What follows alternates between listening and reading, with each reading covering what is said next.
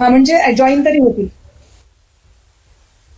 मी लगेच मेसेज टाकून देते की 1 वाजता सुरू करूयात म्हणून.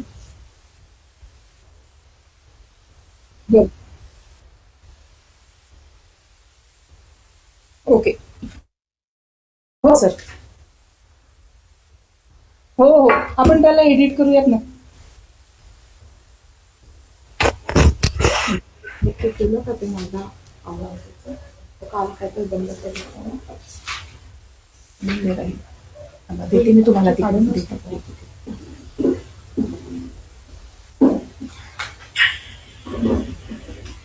हो आपण त्याला एडिट करूयात ना.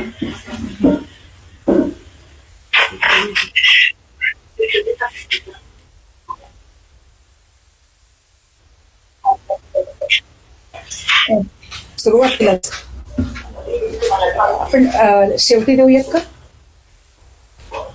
दुसऱ्या सेशनला. दुसऱ्या सेशनला देऊ.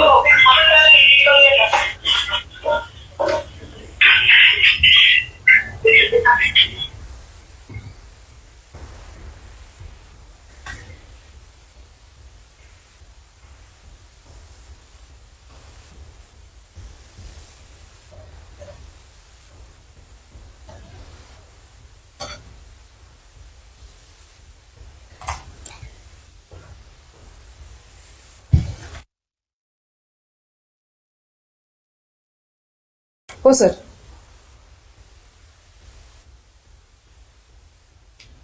ओ- हो हो, तोपर्यंत ती टाकले ना मी, यू आर प्रेझेंटिंग. ओके. एक सेकंड. हो हो.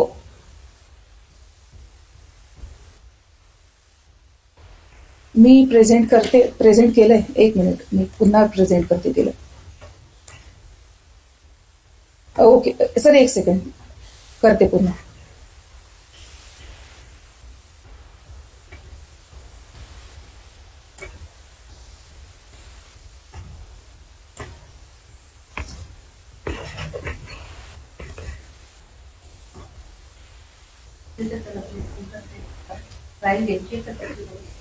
एक मिनिट. हो.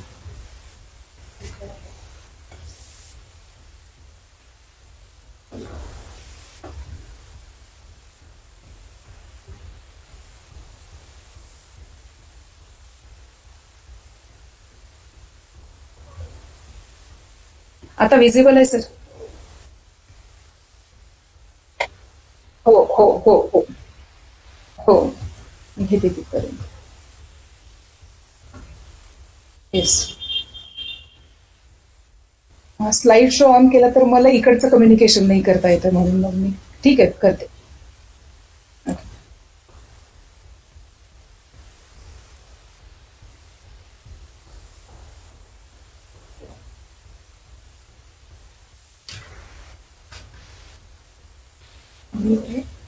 मी ते आपलं because of certain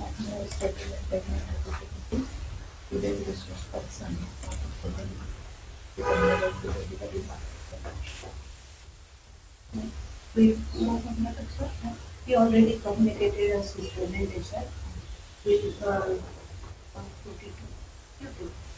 टेलिग्राम कुठे पाठवणार टेलिग्राम मध्येच पाठव ना प्रेझेंटेशन.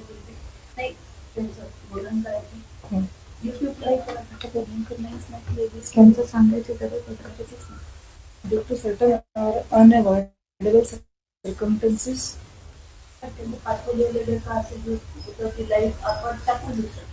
आपल्या मुलांना दाखवून टाकू. हा, मग टेलिग्राम ग्रुपवरती टाकून देऊ ना आपण. हा, टेलिग्राम ग्रुपवरती आपल्याला ऑडियन्सला सांगणं गरजेचं आहे का? सांगून टाका आता, कारण त्यांना पहिले आपण इन्व्हाइट केलेलं आहे.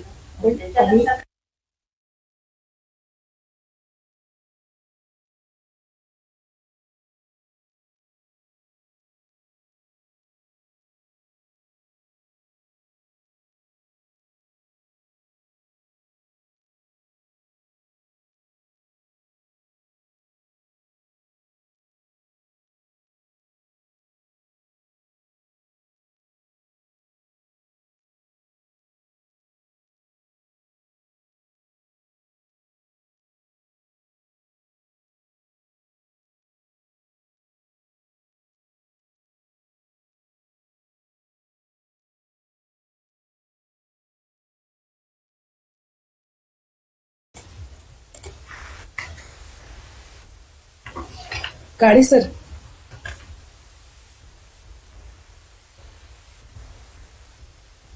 हा बोला. आपण एखादे ट्रायल घ्यायची आहे का तुमचं युट्यूब प्रेझेंटेशनची? चालतंय ना. मी स्टॉप प्रेझेंटिंग करते. You present your slides. Whether it is visible clearly we will check. Okay. Do I have to do something here in the Google Meets? Yes. Do I have to do something in the Google Meets?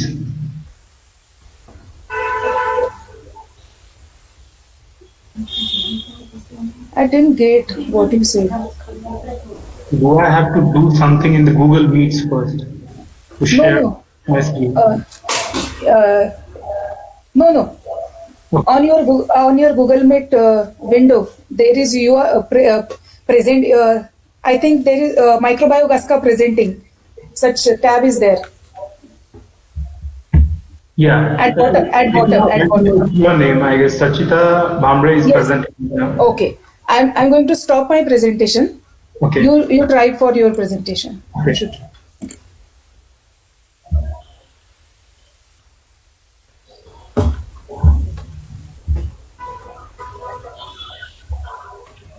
Now it might be present now. Tab with up arrow. Just a minute. Yes.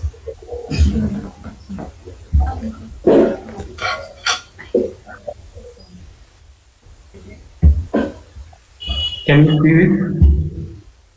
Yes. It is visible. Is it? Yes.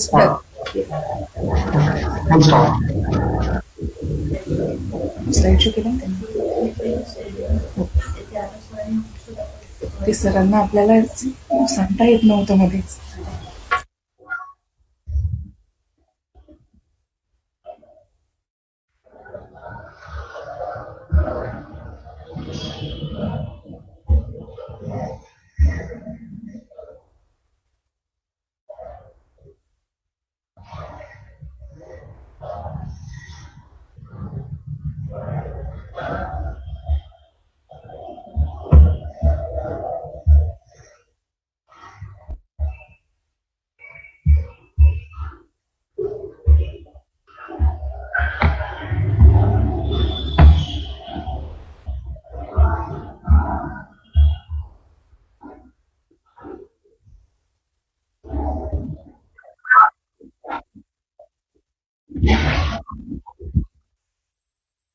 Yeah. Yes.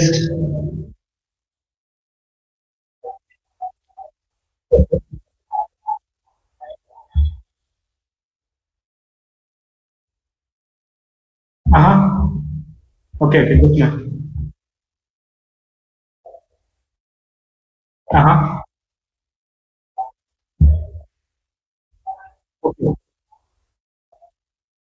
Okay, sure. Yeah, there is one. Yeah, guys. Okay.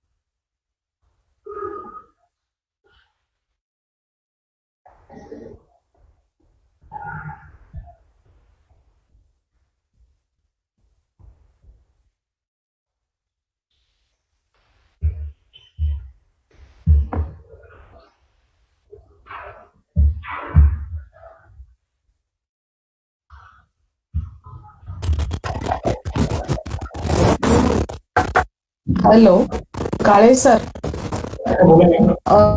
Within 5 minutes, we will start the session. Huh? Okay, sure. Yeah.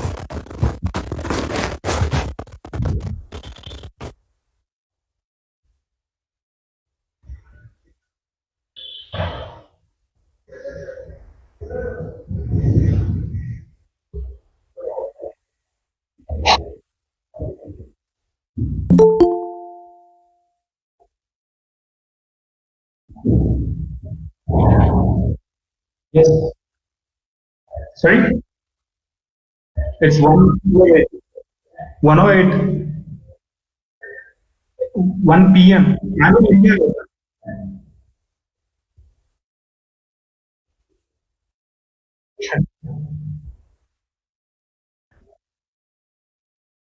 Yeah, sure. Yeah, yeah, yeah. Take your time.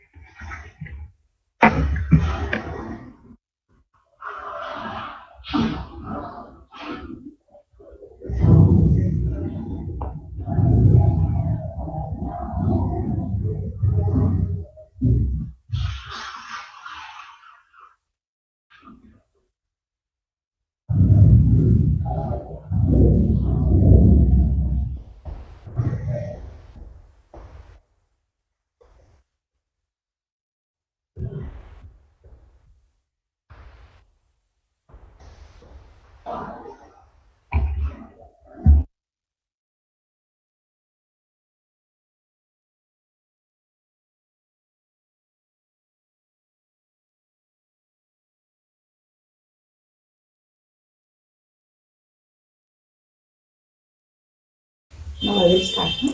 Without the sound.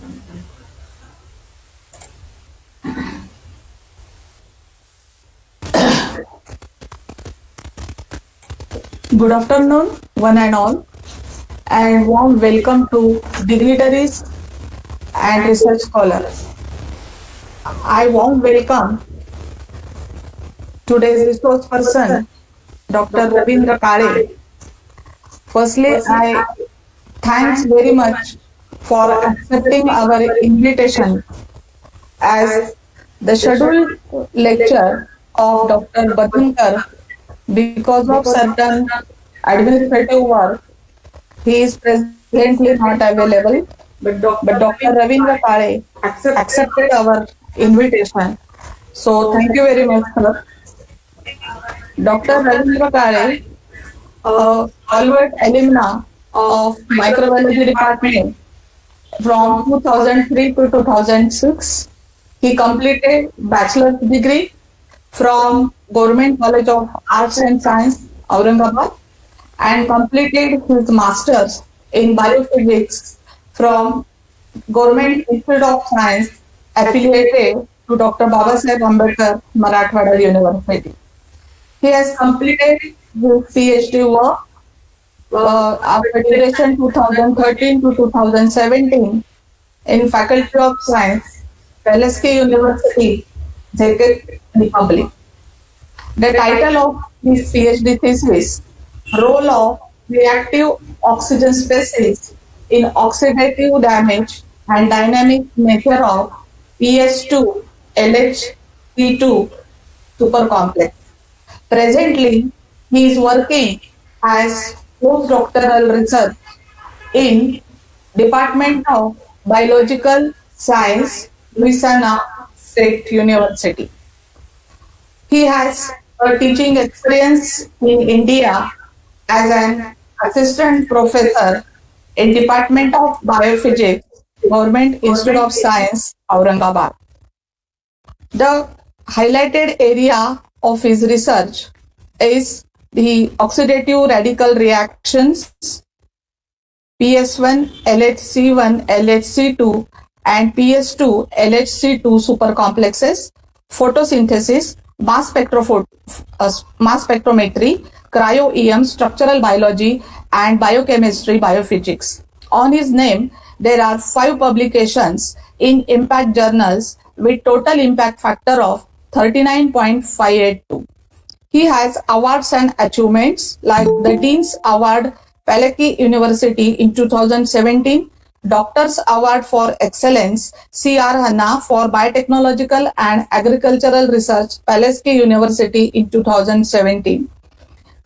He has the research fellowships that is in 2014 Louisiana State University, Baton Rouge, USA, from Ministry of Education, Youth and Sports of the Czech Republic, Progress and Internationalization of Biophysical Research. In January 2013 to December 2017, Ministry of Education, Youth and Sports of Czech Republic. He had participated in various symposium and workshop and presented his research articles.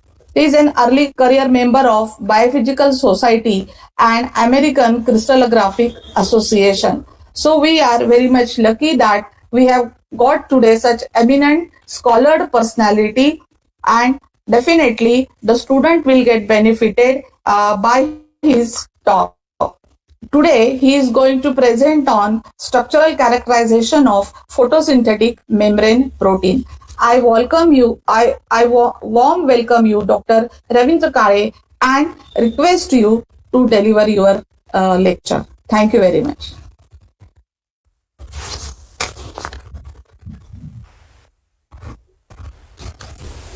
Oh, thank you, ma'am. And how?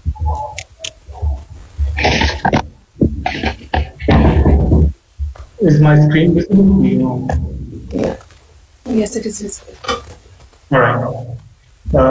Hello and good afternoon, everyone. My name is Ravindra Kale, and I work in Louisiana State University. I'm an affiliate scientist and a postdoctoral researcher in Louisiana State University. Presently, I'm working on photosystem 1, which is present in photosynthetic membranes. We basically work on higher plants and try to study the dynamic nature of these membrane-bound proteins. The proteins which we have studied since, I don't know, 19th century, but still we are unable to localize and fully understand how much they are capable and how they act and react to the environmental factors. So my part is a bit smaller in this group, and we have tried to isolate and structurally characterize photosystem 2 from the photosynthetic membranes. Uh, I'll show you the introductory part of this overall study, which goes from, as we all know, that photosynthesis, photosynthesis is one of the most crucial process which delivers oxygen and food to all living beings on the planet Earth. It is derived from the light whichever came from the sun, and it is gathered and collected from some of the antenna proteins which are present in the photosynthetic molecule. Yeah.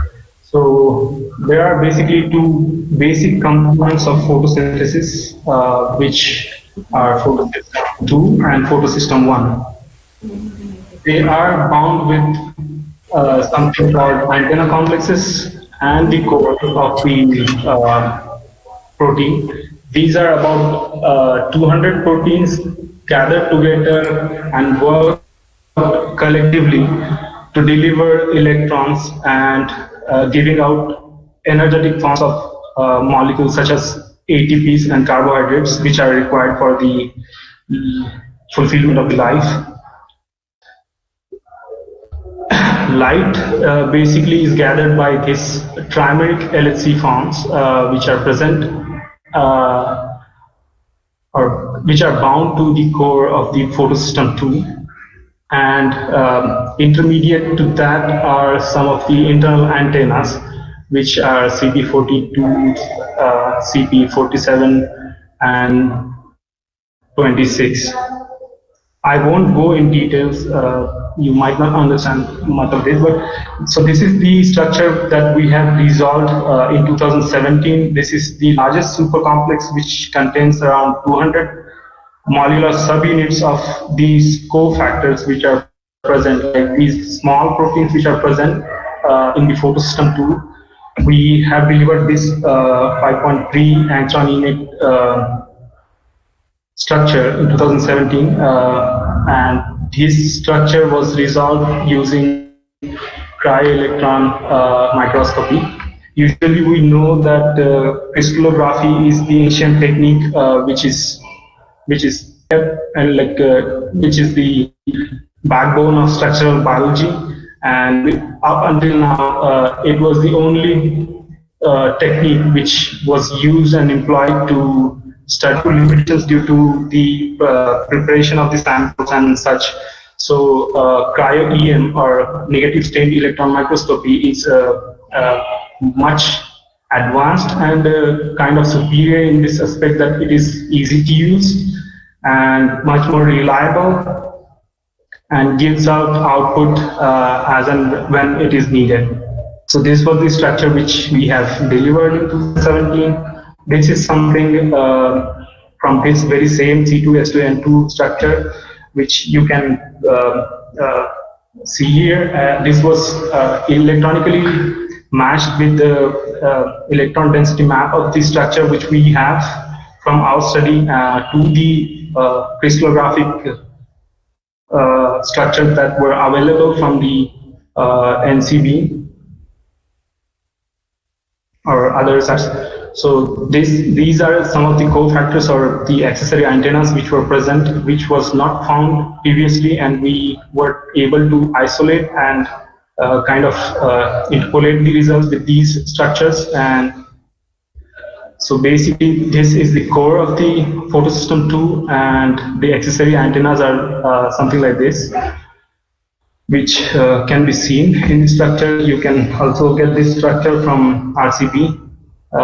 This is one of the basic component of photosynthesis, which is PS2 or photosystem 2 core protein D1 and D2, which we also study for oxidative modifications and to know how reactive oxygen species plays a role in oxidative modification and kind of disturb the overall structural integrity and also the functional capability of the protein.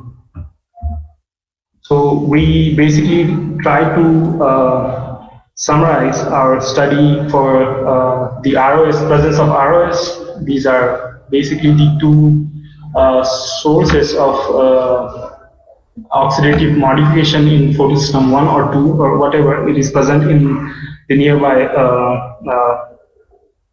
environment wherever they are found.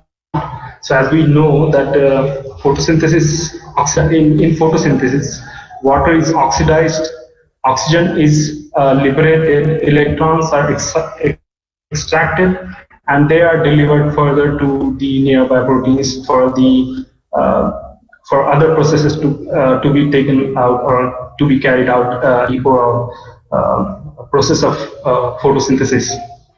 While extracting these electrons, there are highly energetic forms of some of the excited molecules or pigments, or even as we know that oxygen is always in triplet state, which is highly reactive, and if it will be able to, or if it will be getting any energy from the nearby molecules, it will start reacting to the other molecules and it will start oxidizing whatever it is, whatever present in its vicinity. Let's say lipids or protein, which are, because photosystem 2 and 1 are basically embedded in bilayer membrane of lipids. It is far more easy for these molecules to oxidize those products and kind of change or disturb the integrity of the entire protein. So we try to figure out how these molecules act and how do they oxidize the nearby proteins. We have studied the role of these two reactive oxygen species in D1 and D2 in photosystem 2 of the photosynthesis. And we are also right now working on photosystem 1, LHC1, LHC2 membrane. They kind of have similar effects, but rather drastic compared to photosystem 2. We, as I showed you the previous structure, we have worked on C2S2M2 from photosystem 2, and presently I'm working on photosystem 1.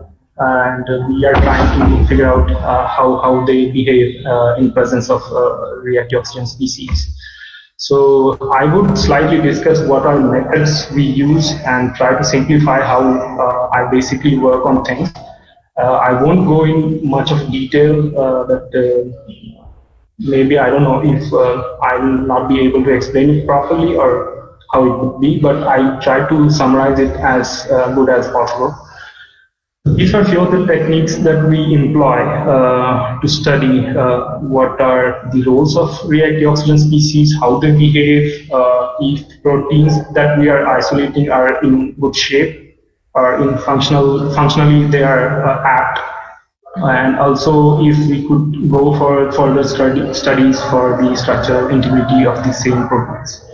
So we firstly go for EPR, which is electron paramagnetic resonance spectroscopy.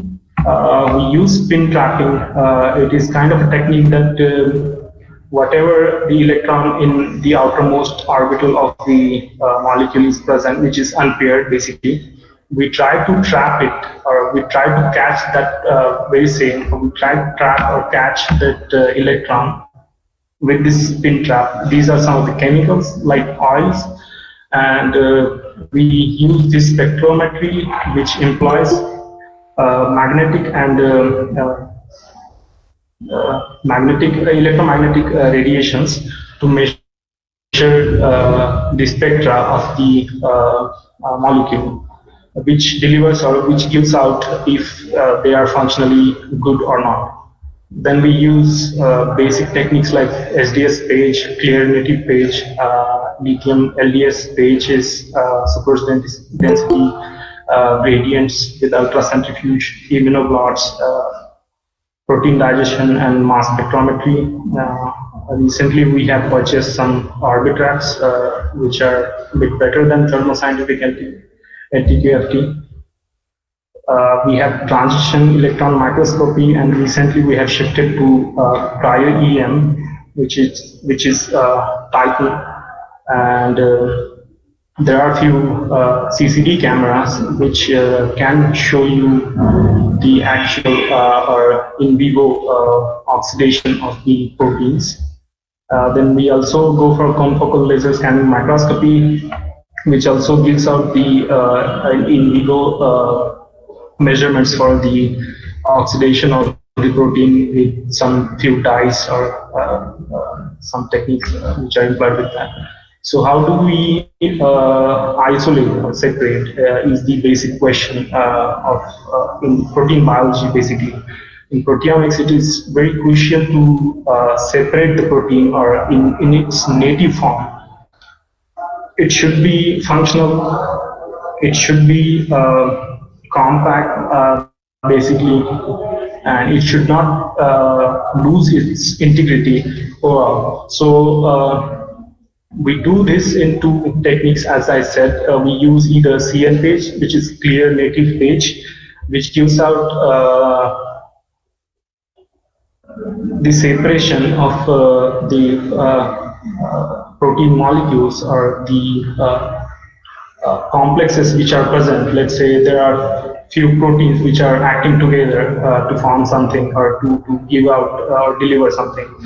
They will be separated using these techniques, which is one of the best, I guess, but it is limiting in the way that the sample that you get from this technique is pretty low. It is kind of similar to SDS page or LDS page, which also separates the protein, but due to the factor of SDS, which is a high or strongest detergent, which kind of interferes in the primary structures of the proteins, and which could lead to liberate entirely the complexity and organization of the protein. So we use CN page and sucrose density gradient. Once the proteins are separated, we measure them using electron parametric spectrometry. These kind of results we get from different adduct from the molecules or proteins which are present in the sample. So basically, the problem is something regarding the, I don't know how to play this. Yeah, sure. I have a simple video which that shows, I don't know how to play. Yeah.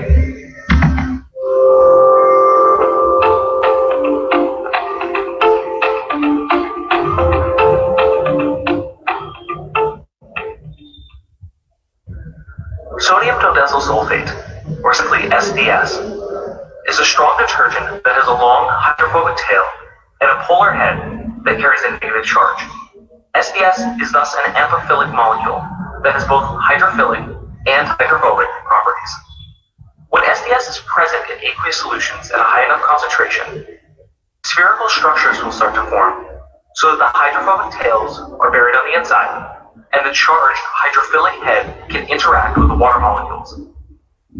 We call these spherical structures micelles, which are thermodynamically favorable in aqueous solution. In contrast to the micelle-forming SDS, biological membranes are made of phospholipid bilayers that can be considered almost planar. The phospholipids in a bilayer are also amphiphilic, with the hydrophobic tails buried inside, but they have a more cylindrical shape, which allows for a planar membrane architecture with low curvature. In contrast, the more conical structure of SDS allows for a micelle structure with a very high curvature.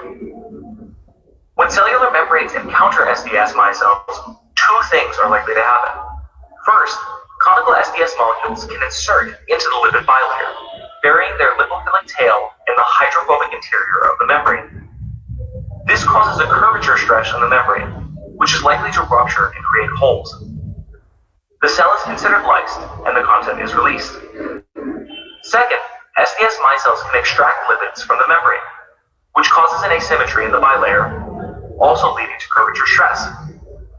The diluted and stressed cellular membrane is lysed. Proteins that are embedded in the membrane are very often not water soluble, since they contain large stretches of hydrophobic transmembrane domains that prefer a hydrophobic environment. In the absence of membranes, these proteins would simply aggregate and precipitate out of solution. Membrane proteins are frequently soluble in micelles formed by amphiphilic detritus, such as SDS. Detergents solubilize membrane proteins by creating a mimic of the natural lipid bilayer environment normally inhabited by the protein. Often, however, SDS unfolds these membrane proteins as it does with soluble proteins. The SDS-coated membrane proteins can easily be separated by SDS page according to their mass. So this is just an example of how the proteins are solubilized, but we do not use, I would specifically say this, we do not use SDS to separate proteins from the lipid bilayer. We use something milder, which is like digitonin, alpha DM or beta DM, which are considered to be very mild detergents and which do not interfere with the secondary structures of the protein. So we kind of mix the detergent with the sample or the entire thalaploid membrane per se. These will be digested for a few seconds, and then it will be ran on it will be ran on the sucrose density gradients, which is basically nothing but something like a gradient from, let's say, 5% of the sucrose to something like 20% of the sucrose. And what it does is like it separates the protein based on their molecular weights, like what we do in the SDS or LDS pages. So once you run the desired protein for desired amount of time, you get separation of the bands of proteins in the sucrose density gradient, and you basically have to choose which band you have to study or investigate further. So we kind of run the LDS pages with these very same samples and try to figure out if the desired protein is present there or not, or we haven't separated it completely.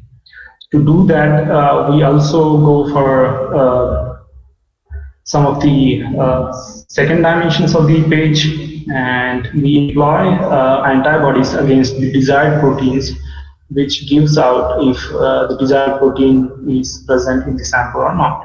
So once we figure out or we finalize that what we want is present in the sample, then we simply slice these pieces of gel, or we take the entire band from the gradient. We elute the proteins. Elution, basically we try to take out the protein from the samples by just some kind of buffer, let's say, and we try to purify these proteins and then go for the further analysis. So in my studies, we basically look for the protein oxidation. So we go for mass spectrometry, EPR, and microscopy, which is currently what I'm working on. We work on Titan and negative spin Philips 200 kV electron microscopy, This is one of the example, I'd say, that shows you how electron micrograph looks like with the entire native structures of the protein which are present in photosystem 1. So this is just the zoomed out material. Let's say these particles, we try to zoom out, and these we take hundreds and thousands of these pictures. We try to compile them, and using some of the softwares like how do I get this? Doesn't matter. So using these kind of softwares, let's say System and Rely on, which is given out by Medical Research Council of UK and Cambridge University, we work with them and try to figure out what are the structures which are present in the micrographs that we have found out or figured out. So these hundreds of images will be compiled together. The software, what the software will do is like try to classify the things which are present in a micrograph. It kind of characterizes each and every pixel in the image, and it further divides these classes into subclasses and shows us like how the primary structures of these proteins look like. This is just a pure representation, a very native form of the protein, which went till 13 angstrom, and we tried to figure out if whatever sample we were processing was correct or not. So to do that, we also try to study the single mode class of the protein, which was like isolated, and then further studied for the microscopy. This is something that you get from Rely on or System, which gives out like you can figure out basically by looking at the protein if it is what it is you're looking for. Further, what you can do is like you employ the electron density densitometric graphs to these proteins which were isolated using some other softwares like Python or something like that, and you can figure out if the density of the protein that you isolated and the density which is already present by using, let's say, crystallography is matching or not. So to do that, it again gives out something like this. You get the maps of the proteins. This is completely a single cycle of the photosystem PS1, LHC1, LHC2 membrane, which we are studying right now. And what you do is like you put together like the density of whatever map which is present and the density of your own structure. So inside you see the maze structure which is already resolved, and outside is the density of my protein or the desired protein that I'm looking for, which is kind of bigger than the maze due to the antenna complexes which are present in the photosystem 1. So with said that, I would like to thank you all. These are my financial supporters, federal grant from Department of Atomic Energy and Ministry of Youth and Sports, Czech Republic. Thank you. I hope you get something from this. Thank you very much, Dr. Ravindra. Yeah, if you have any questions or doubts, whatever I presented, I would be more than happy to answer. Yeah. So the participants are requested that you can freely ask the questions and interact with the resource person.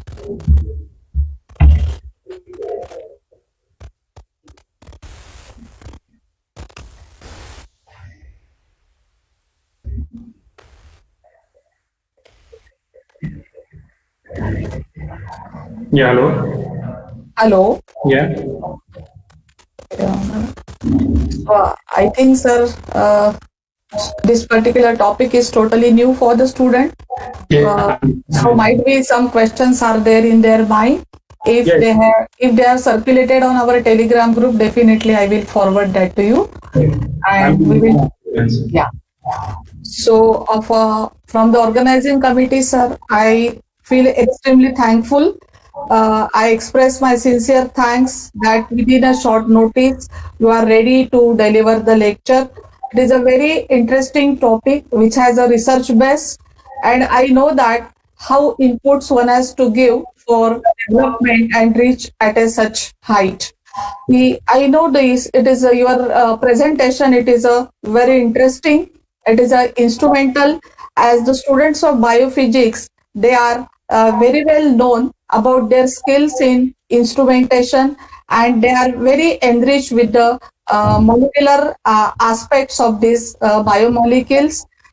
As you had explained very nicely, the organization and the three-dimensional studies of this photosynthetic pigment complex using various aspects of their studies, like the changes which are taking place after various oxidations, reactions, and especially it is very interesting from our point of view that the technologies it has developed so fast that you had applied lot of instruments to study the proteins from biophysical point of view. It is very interesting, very informative, and it is a research oriented. So thank you very much and keep in touch with us. So once again, I am expressing thanks on behalf of organizing committee. Thank you very much, Dr. Ravindra. I did the presentation. Oh, okay. So now, within a short period of time, that within 10 minutes, we are going to start our second lecture. The second resource for our webinar is one more stalwart webinar of Department of Microbiology, Dr. Archana Jadhav. And I will hand over this session to Dr. Suchita. Welcome, Dr. Archana. Good morning.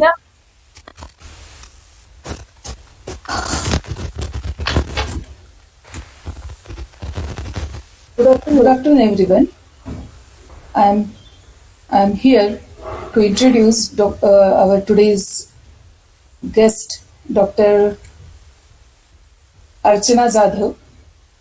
Dr. Archana Jadhav, she is our alumni, one of our alumni from the graduation batch 2005-2008. First of all, before starting her introduction, I want to congratulate her on completion of her PhD. On behalf of our department and our college, Dr. Archana Jadhav completed her graduation from our college. Then she completed her MSc with microbiology. Then she go for post-graduation diploma in plant health management and agriculture, Hyderabad. Afterwards, she completed her PhD in infection and immunity from the University of Edinburgh, UK.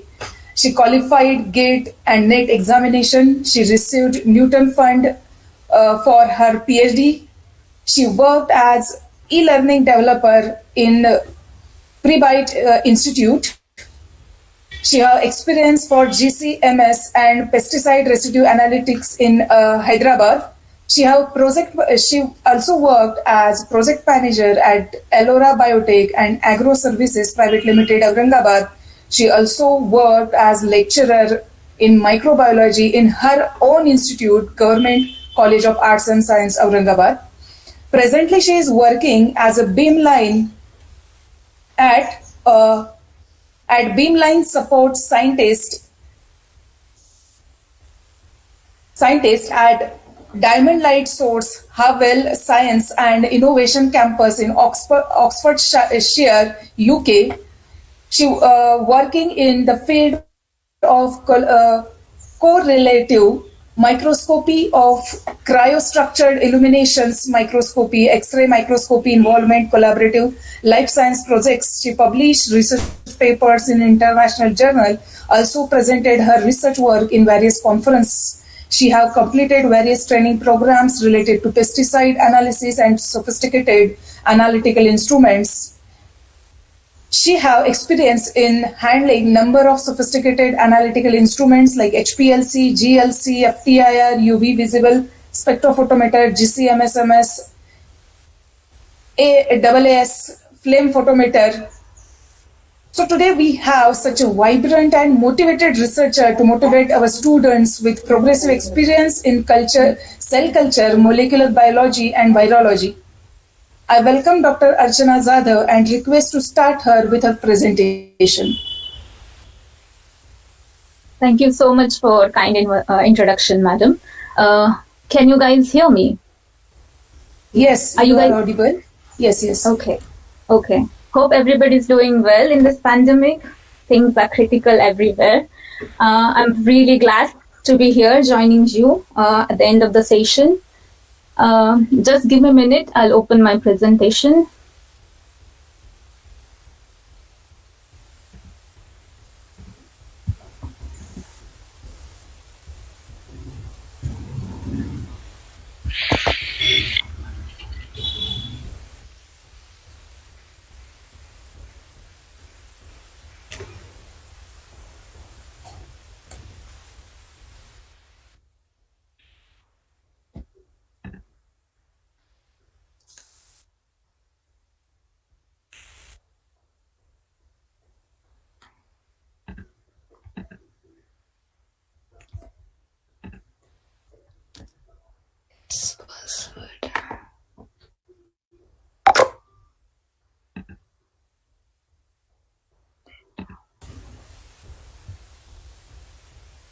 Madam, at the bottom of your screen, present now tab is there.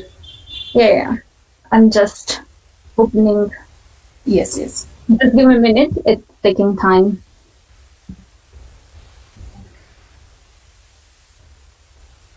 Yes, it is visible. Okay. So, are you guys able to see the slide? Yes. Yeah. I assume this is this is the last presentation of the session, isn't it? Hello? Yes. Yes, Archana. Yeah. Sorry. I'm just trying to get whether people are able to hear me or not. So, good afternoon, everyone. As you got to know that I was there in Casca from 2005 to 2008. And as you also got to know from the introduction that I have just recently finished my PhD. And being the last speaker of the session, I thought I should choose a general topic, which seems very obvious, but most of the time obvious things are either remain unknown or we ignore them or the combination of it. So I thought I should impart some of my experience and knowledge to the student who are interested in entering in the research field. Hence, I have chosen the topic called skills required to enter research field of today and tomorrow. Mind you, this is going to be very broad spectrum and very generalized topic. Very obvious things I'm going to tell here, but I want to reiterate all these things which I'm going to say here because, as I said, I don't want those who are interested in research, don't want to ignore them and be unprepared. So I'm going to my first slide. Basically, before I'm going to the skills, I want to define what scientific research I feel is. So if I have to define scientific research, I would define it as it is a know-it-all field, but it is an entrance or it is a window to unknown world where we use systematic, controlled, critical, and empirical investigation to understand the unknown world in a better way. And few points I have noted here in the slide, which I think they are very important for scientific research. These are not the only things. These are the very important things, and there are quite many other things. I'm just trying to give my definition in nutshell. So, hypothesis. What is hypothesis? It sounds very hypothetical. Literally, it means hypothetical. But in scientific research, hypothesis is an idea. It's a proposition. It could be based on previous observations. It is based on identified problems. And in scientific research, hypothesis, an idea, includes the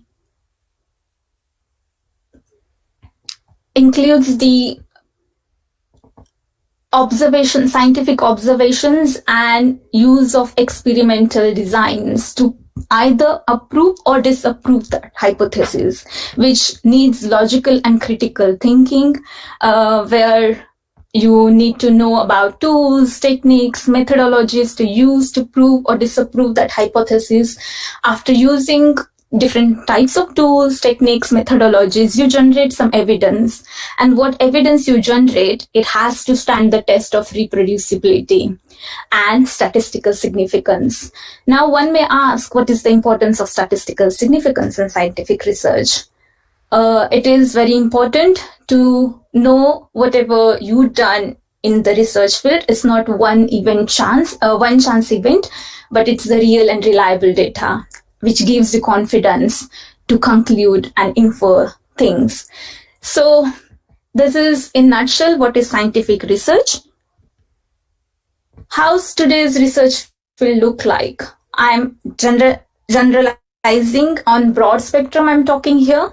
So today's research field is dominated by, according to me, and rest of the speakers might agree with me, that today's research field is dominated by these three different fields: information technology, data analysis, and I-science. I-science is nothing but interdisciplinary science. So information technology, how everybody is having an impact of information technology, literally in everybody's pocket, everybody's using smartphone. But this information technology is playing huge role in today's science. And by means of information technology, we are creating humongous amount of data, which needs data analysis. And interdisciplinary science, if I have to give an example of it, we are leaving one. The current example of COVID is a good example of interdisciplinary science, how infectious diseases, social behavior, vaccine, genetics, population genetics, evolutionary biology, everything, all these branches of science are coming together to control and contain this pandemic and find solution and cure for this pandemic. So according to me, today's research is dominated by these three things. And what would be tomorrow's research? So what we have today, plus artificial intelligence, these two things will dominate and define tomorrow's research. So I assume that at least once everybody in students might have heard about artificial intelligence, and I would encourage them to get to know about it more if they are willing to come to the field of research. I'm not going to explain artificial intelligence here. It's not my expertise, but that's how tomorrow's research field is going to look like. So what skills are needed? Here I have put very basic and generalized skills. First and foremost, it's curiosity. You really need to have curiosity about science, about nature, about whatever area of interest you have. Without curiosity, there is no research. You need to have good observation skills. You need to have critical thinking. You need to understand what you are doing, why you are doing, what kind of analysis is needed. Critical thinking plays a very important role. Problem solving. Often in research, we identify problems. We have to address those problems. So problem solving skill is very important. Logical reasoning. why we are doing, why we have chosen what we have chosen in terms of tools, techniques, methodologies. And we need to know how to draw the inferences. These are very basic skills, and these are not all the skills I have put here, but these are the very basic skills which are needed. But during my PhD, what I have experienced, and these are very obvious skills, but most often students ignore them or they are unknown of it. So I thought of including these skills particularly if you want to enter in research field. So first and foremost, I think like understanding of statistical analysis is very, very important. So don't get me wrong, I know I was a student once. Most of the time when we learn subjects, we think of only of passing marks, and that's not important. Don't think of as biostatistics when you get to learn it as just to pass the exam or get the semester clear. Have a basic understanding of statistical analysis, which is very, very, very important in today's research, and it will be significant in tomorrow's research as well. The next thing I feel like is very important is computer literacy. And here when I say computer literacy, I don't mean only knowing to know how to use MS Word or MS Office. Here what I mean is you need to know about, as I said earlier, tomorrow's research. Even today we are using AI and we are using different software applications for data analysis. So you need to know what computer skills you need. If I have to give an example, Python, learning Python or other coding languages or learning Linux, these are very important things. You might not get time when you enter research field to learn about this, but if you have some basic knowledge beforehand, it will help you to flourish and be nourished in research field. Communication. One might think why communication is needed. It is very, very important, communication in scientific research, because what you understand, what you do, you need to discuss that research with other researchers, and you have to convey and convince with the evidence, with the systematic analysis to other researchers that what you have hypothesized or what you have learned in your research is right or wrong, whatever the inference would be, that you need to communicate. So communication is very, very important. The next three, scientific reading, scientific writing, and scientific discussion. This often we don't practice enough when we do bachelor's or master's degree. And I think we should pay more attention here. Here, when I say scientific reading, scientific writing, and scientific discussion, I don't necessarily mean reading science fiction and non-fiction extracurricular. Here, I'm talking about research articles, grading research papers, understanding how to read research article, and what inferences you can draw from the reading research article. So you can take research paper, read abstract, read data, read results, read discussion, and see whether you understand it, and does that research need any more improvements and gaps. That's very, very important. So scientific reading, writing, and discussion goes hand in hand, and it's very important. And all students from BSc or MSc, those are interested in doing research, they need to learn these three things. Collaboration. So as I said earlier, why collaboration is important? Because today's research is dominated by interdisciplinary science, and no matter how smart one gets, how many techniques one gets, you need collaboration with other branches of science, with other groups, other researchers to fully structure your research. And that's why you need to learn how to collaborate on the scales, on bigger scales, to get the end outcome of the research. Creativity. So one may ask what creativity I'm talking about here. It wouldn't be like performing arts necessarily. It would be more of creativity based on what tools and techniques and protocols you need to develop in order to solve your problem.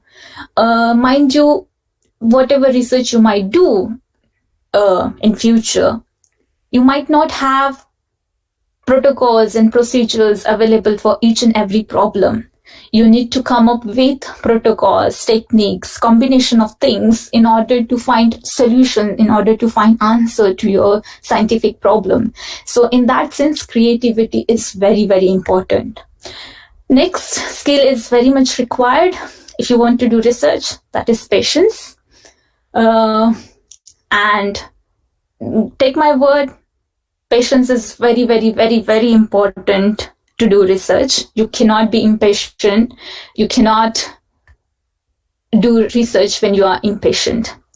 Next important is perseverance. Most often what happens when you do research, you see failures often than you see successes. So in order to keep going, you need to have the perseverance as a skill in your skill sets. And adaptability, I feel it's very important, because not often what hypothesis you choose, you have everything going in that direction. So you need to think of other techniques, other tools, other plans, other backups. So if you think of other plans and other backups, you need to be adaptable. You cannot be rigid in thinking that I thought of one way and that way only should be followed to find your solutions and answers. So adaptability is very important in that sense, as well as it's important to learn new techniques, to learn about new skills. And these are the few skills I think students should pay more attention to understand and to acquire. Another tip I would like to say, it's a common misconception students have that good mark and good theoretical knowledge is more than enough to become a researcher. But let me tell you, good marks and good theoretical knowledge is not enough to become a researcher. You need to have the skills which I have enlisted here, and there's multiple more skills. They are as equivalently important as having good marks and good theoretical knowledge. So the next question one would ask then, how to acquire and hone these skills I have enlisted.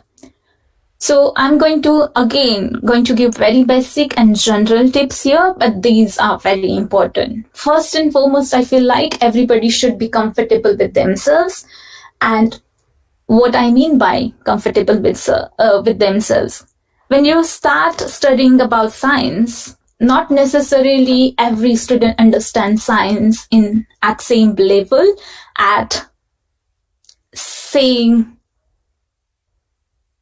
they don't have the similar understanding. Not all students have similar understanding. That's what I mean. So when I say you be comfortable, what I mean, you need to understand how much you understand and how much you need a help. So be comfortable with your understanding and then be open to learning. Never hesitate to ask for help. Never hesitate to ask questions, because that's very important. And third important thing, I feel like, whatever first two things I said, practice those things no matter what, if you really want to become a researcher. Next thing I would like to suggest that, which when I was a student, I haven't seen that much. And I would say, if you do this following two things, that might help you to understand research of today's research. I would suggest form student groups based on your interest and then exchange ideas, have elaborate discussions on your ideas, and see how much you understand, how much you need to understand, and what are the things you need to be a researcher in that field. Next, form a journal club. I don't know, are you aware of this thing called journal club? So here is again a group of students and teachers where you once in fortnight or once in a month, depends on your schedule and everything. What you can do is you can take any research paper. It should not be specifically from your research area of interest. It can be any research article. You choose based on your interest or somebody else's interest. You circulate that research article amongst yourselves within students, and then with the help of teacher, you should come together for 30 minutes to 1 hour, and then you should discuss about that research article, how much data they have presented, what data they have generated, how much sense that data makes, whether there are gaps in their study, and so on and so forth. What happens when you have journal clubs? You have better understanding how science functions in that particular field and overall. So I would highly recommend to form a journal club with the help of your teachers, and it's a fun activity, I would say. Apart from your particular syllabus,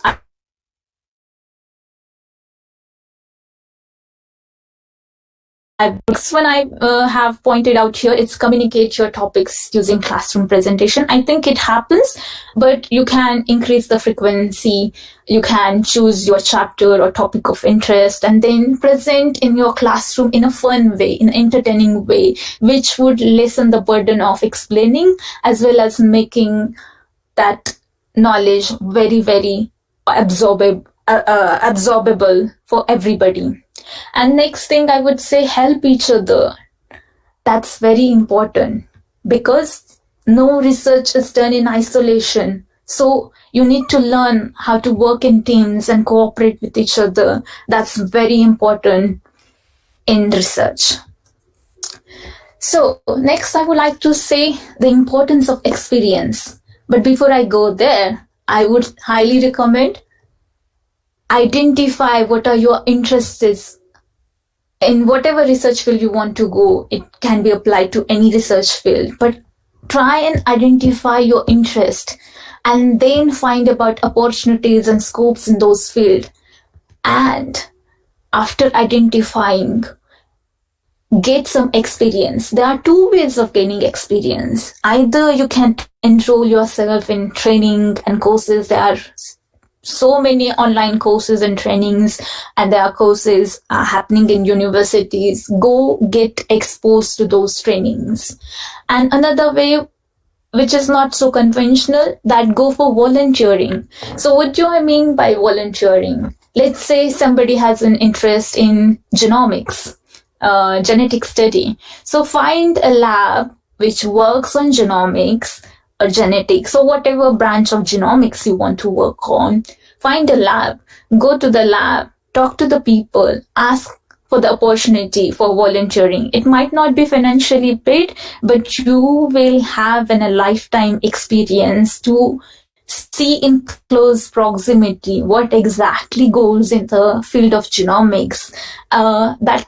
And you can try both of these things in combination. What will happen by trying these two things? A, you would know that are you really interested in that particular field. B, if you're really interested, what kind of skills you need. C, what are the opportunities and scopes are there.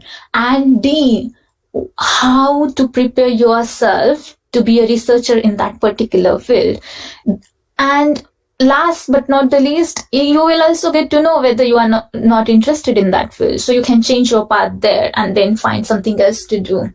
So gaining an experience is very, very important nowadays to do PhD.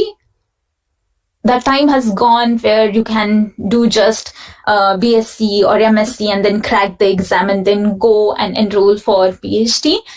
You need to understand there is a lot competition out there. So if you have to stand in the crowd, you need to have some extra skills in hand to become a researcher. And this might be one way to have one skill in your bag, which might help you to stand in the crowd.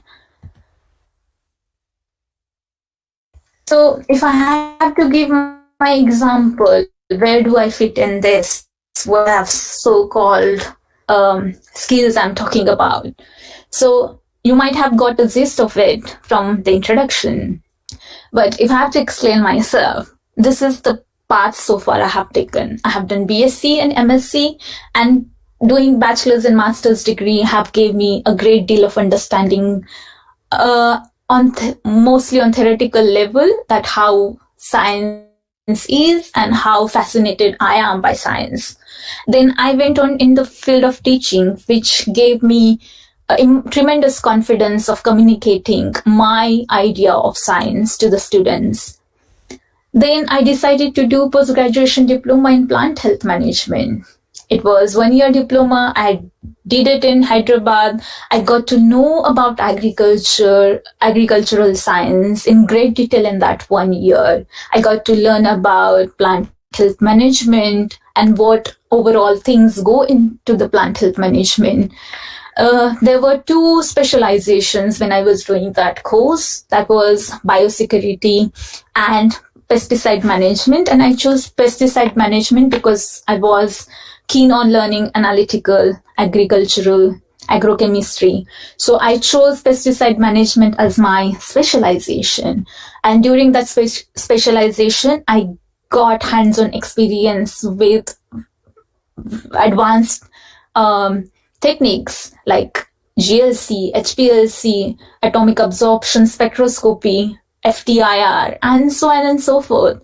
And after that post-graduation diploma in the same institute, I got a chance to work as a GCMS-MS pesticide residue analyst.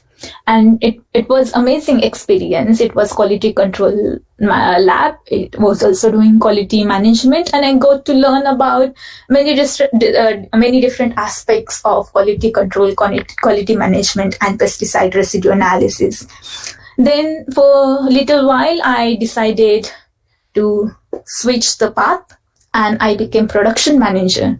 And when I became production manager of this small-scale biofertilizer unit in Aurangabad, I got to learn about how to use my scientific skills and knowledge into real world. So I was learning real world application of my science when I was doing that job, and I learned tremendous deal during that period. Then I had an opportunity to do doctorate degree in 2016. I have finished my doctorate degree in July 2020. So I got selected under Newton Fund Fellowship. And my project was on understanding the oncolytic viruses. Very fascinating. I don't know whether you guys have heard of oncolytic viruses. If not, I would really recommend to go and have a look what are oncolytic viruses. It's a fascinating field. Along with oncolytic viruses, if 2 things or 2 techniques, if I have to point out, which I learned, which I wasn't aware of, I would say CRISPR-Cas9. I hope you might have heard about it, CRISPR-Cas9. And second technique I would say, or field I would say, it's transcriptomics. So I got to learn about these 3 things in my doctorate degree as a highlight. After my doctorate degree, for 4 months, I worked as an e-learning developer. So basically what I did was I have generated learning material for online course. That course was on poultry health. So I was generating material on one virus, which was topic of my PhD. That virus is known as Newcastle disease virus. It's a poultry pathogen, and that course was mainly for veterinarians and veterinary officers, because in field they need to know how to identify diseases and how to help farmers. So that was about that. And now currently from last 2.5 months, I'm working as a beamline support scientist, which is another interdisciplinary field, very exciting. I'm working on correlative microscopy. If in broadest sense, if I have to explain what exactly I'm doing there, I'm learning about two different microscopy and then correlation of those microscopy. The one microscopy I'm using is cryoscene. It's an abbreviation. Cryo stands for liquid nitrogen cooling, and scene stands for structured illumination microscopy. And I'm using that in addition with X-ray microscopy for biological samples. And then once I pass my samples through cryoscene and X-ray microscopy, I do the correlation analysis and then come to the inferences. It is very fascinating. I'm learning about it and I'm enjoying it. If I had to give a tip here, I would say, please remember this, everyone's journey is different. So please stop comparing yours with others, because if you start comparing or your experience with others, that might only depress you. So if you are really interested, I would really recommend find your path, find your passion and work on it.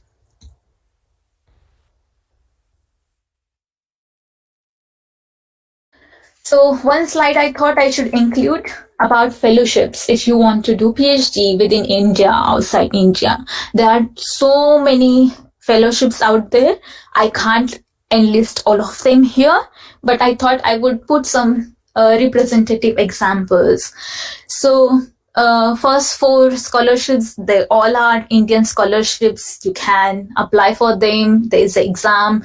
You might have heard about CSIR, JRF, which is NEET JRF, also known as NEET JRF. There is a DBT JRF. There is Homi Baba scholarship. There is ICMR, Lady Tata Memorial, and believe me, there are many more scholarships. Every university has their own, and there's nationalized state level scholarships. If I have to give some international examples, there are 2 scholarships for UK, which are very well known.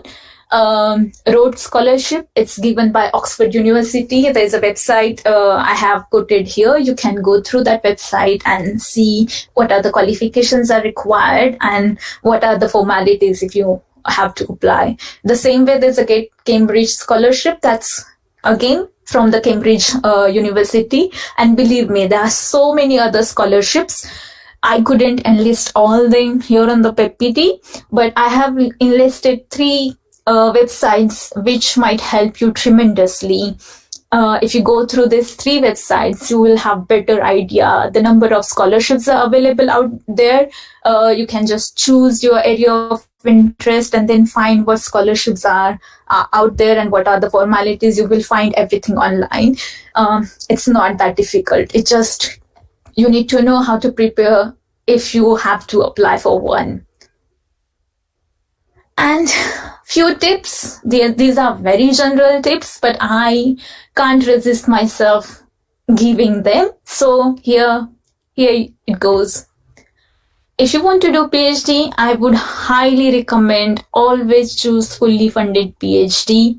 Self-funded PhD is not a fun, so always go for fully funded PhD. If you want to do PhD, I should always give you a warning in the form of tip that doing PhD or research is not easy.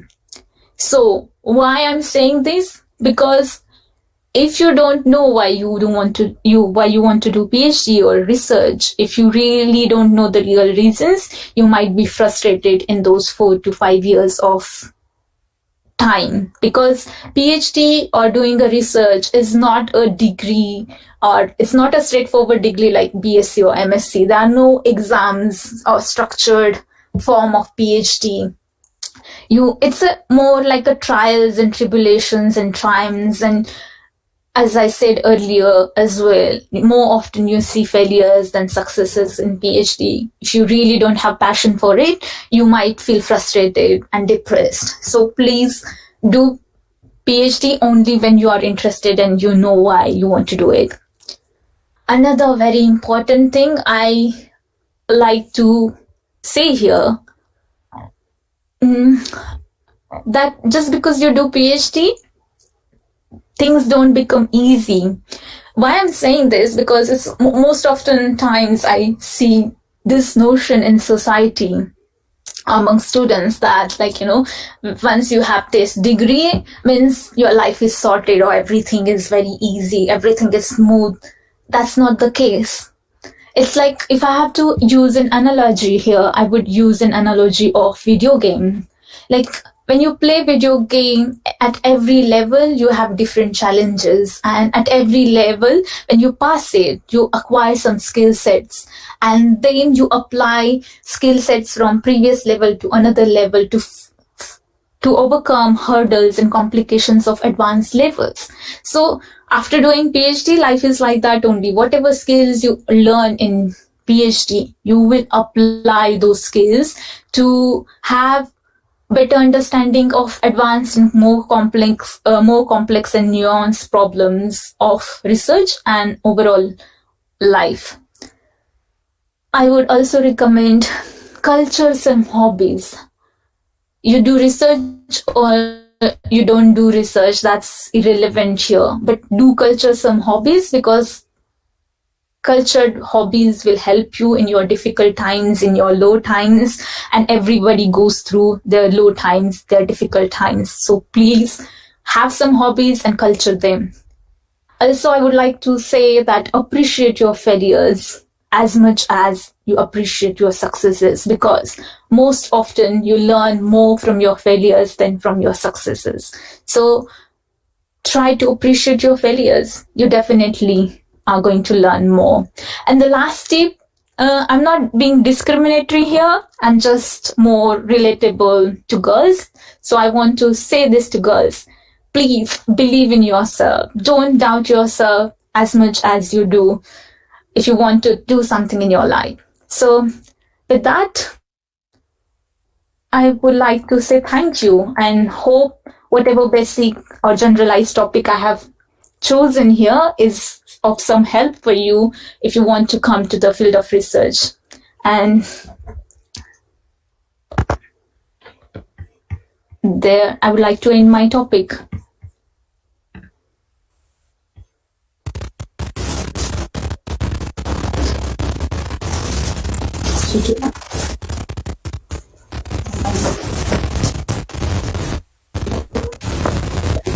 Thank you, Archana. Thank you. Thanks a lot for such a nice description. How you do it, how you need to study, and you have guided and shared your experience. Basically, you started from the point that you should have zeal in your life. You need to have something in your mind, then you can go through it. Then you can, what you can say, you can have, make it fine, make it achieve the target by learning some type of the activities, some type of the sophistications, and then you can move forward. So very good lesson from your footsteps. I think our students will get benefited certainly. And a very nice experience of your research, your zeal for the subject and your studies. Congratulations for your PhD. Thank you. Once again. So, dear students, any question?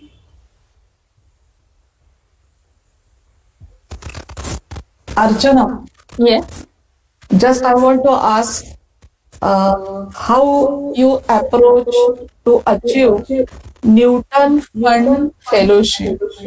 It's a good question. I did not know about Newton Fund Fellowship, but I would say while doing other chores in before doing PhD, I was always surfing for some opportunities, and it's a very mundane answer, but I'm anyway going to tell. I was going through the websites, students might have heard of it, Health Biotech and Biotechnica. So I used to find opportunities. What are opportunities within India and outside India? So one fine day, I got to know about that. In 2015, UK government has introduced this Newton Fund Fellowship for developing countries, and I have applied for that fellowship. I had 3 rounds of interview, and then I got finally selected for one. So I would definitely say keep looking. If you thus every year they are introducing different types of fellowships and scholarships. If students are interested, whatever particular university they have in mind, I would highly recommend them to visit the website and see what opportunities they give for international students, and that way they will know in a better way rather than relying on some sources. Because it is changing. Scholarships are changing every day. So yeah, that's the suggestion I would give. Yes. Thank you, Archana. Congratulations and all the best for your future. Thank you so much. It's lovely being here. Have a nice day. There are no more questions. Anything come in mind of the students, we'll let you know, Archana. So I took this opportunity once again to thank you for this nice lecture. Good afternoon, everybody. It's my pleasure to share with you that our department completing 50 years and our college is completing 100 years in coming future. To mark this event, we decided to have a lecture series of alumni on emerging trends in microbiology. And in this lecture series, since last 3 days, we're full of knowledge sharing of experiences from the eminent speakers from the country, US and UK. To me, this was a successful technology-aided distance learning experiment. I am indeed thankful to Dr. M. Deshmukh sir, President, Microbiologist Society of India, for accepting this idea and extending wholehearted support to us. I am thankful to our principal, Dr. Satute sir, for his continued encouragement. We are indebted to Dr. R. Deshpande sir for his experimental based knowledge sharing to our students. We are thankful to Dr. Jafarkar madam for her insight in microbiology. Her talk was full of technology and innovation in the field of microbiology. Avinash Shingre updated us on the entire gamut of fermentation and its recent trends in industry. We are also thankful to Dr. Ravi Kale for his enlightening talk on structural characterization of photosynthetic membranes and various sophisticated instrumentational aids that will help to carry out research. And lastly, we all just now heard talk from Archana.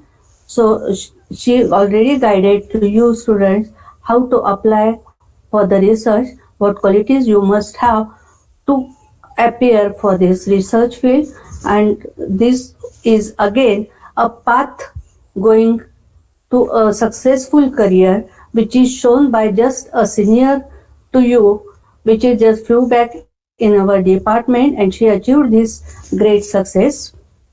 So all these eminent personalities have spared their time with us. We are very, very thankful to them. We are thankful to our colleague Dr. Ajay Gandhi sir for providing us continued technical support for all these 3 days. Without his support, this event would not have been possible, and this is just not the 3 day support, but before, for the planning, education, he was altogether with us. Department is very thankful to Gandhi sir. I am also thankful to Dr. Smita Dharmadekari and Dr. Sucheta Bharambe for end-to-end coordination of this event. Once again, we are thankful to all the participants for their overwhelming response and participation. Hope we will meet future for such enlightening and enriching lecture series. With these few words, now today it's time to stop here. One more announcement, all the participants, they need to fill feedback form, then they will get certificates. Thanks for now. Thank you.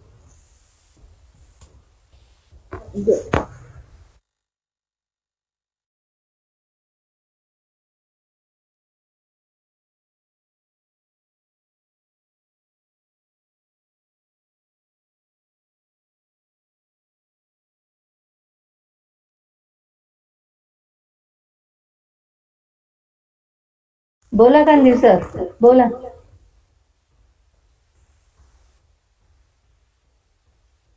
Yes, yes, sir. हो sir. Yes. हो sir.